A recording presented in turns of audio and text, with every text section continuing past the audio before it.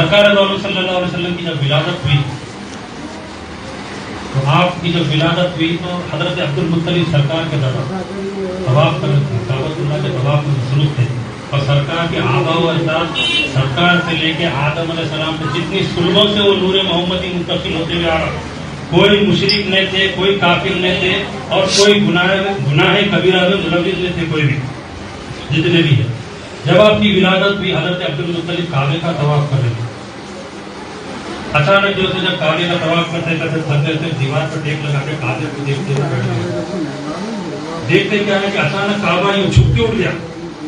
پریشان ہے حضرت عبد المطلب کہ بولے آنکھوں کا دھوکا ہوا ہوگا، تو کوئی دوسرا صحابی جو ہے قریش کے خاندان کا اور ایک طواف کرے تو وہ بھاگ لیتے آ کے حضرت مطلب کو پوچھے، اے مطلب کیا میں جو دیکھا آپ بھی وہی دیکھے؟ تو آپ پوچھے آپ کیا دیکھے؟ تو کعبے کو تو جھکتے ہوئے دیکھا، جھک کے اٹھ گیا کعبہ جو، تو بولے میں بھی ابھی وہی دیکھا، میں سمجھا میری آنکھوں کا دھوکا ہے۔ دوسرے میں خاصیت آ کے بولے کہ آپ کے بہو کو لڑکا ہوا، آپ کے بیٹے عبداللہ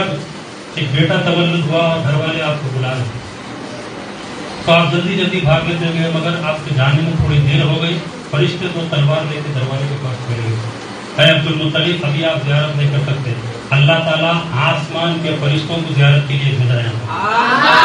زیارت کی تکمیل نہ ہو آپ اندر نہیں جا سکتے، جب پورے زیارت کے لیے تو باہر ٹھہرنے والے فرشتے بھی زیارت کر کے جانے کے بعد حضرت عبد المطلب بھی زیارت کریں۔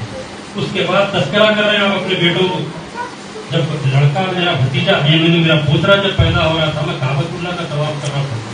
صحن میں بیٹھا دیکھا تو کعبہ جھک رہا تھا جیسے، تو میں پریشان ہو گیا، اس نے میں خاصی آ کے بولا کہ میری بہو کو لڑکا ہوا ہو۔ اسی حدیث کی منظر کشی میں احمد رضا خان صاحب رحمۃ اللہ علیہ فرمانے جیسے کعبۃ اللہ جو جھک گیا سرکار کے گھر کی طرف جھکا ہوا احمد رضا خان صاحب رحمۃ اللہ ایسے ہی نہیں جھکا، اتفاق کی بات نہیں ہے، وہ سرکار کی ولادت ہوتے کعبۃ اللہ جھکے اور گھر کی طرف جو،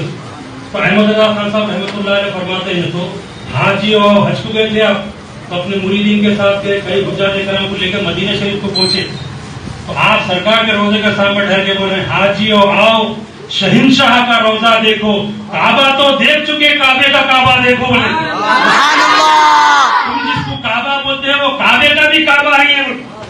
آؤ اس کی زیارت کرو، بول کے احمد رضا خان صاحب رحمۃ اللہ علیہ فرماتے ہیں جیسے اسی کی منظر کشی ہے قول حدیث میں حضرت بلال رضی اللہ تعالیٰ جب فتح مکہ ہوا، سرکار جو ہے بلال کو بولے بلال کعبے کی چھت پہ چڑھ جا، کعبے کی چھت پہ چڑھ جا، اذان دے۔ حضرت بلال رضی اللہ عنہ جلدی جلدی چڑھ تو گئے، پھر پریشان ہو گئے، اذان کیسا دی؟ سرکار پوچھے کیا بات ہے بلال، اذان کیوں نہیں شروع ہوئی؟ تو حضرت بلال بولے یا رسول اللہ میں جس بھی مقام پہ رہتا کعبۃ اللہ کی سمت پلٹ کے اذان دیتا تھا، آپ تو کعبے پہ چڑھا دیا، کہاں اذان دوں میں، کس طرف مڑ کے اذان دوں؟ تو سرکار فرما رہا ہے بلال میری طرف پلٹ کے اذان دے، بول رہے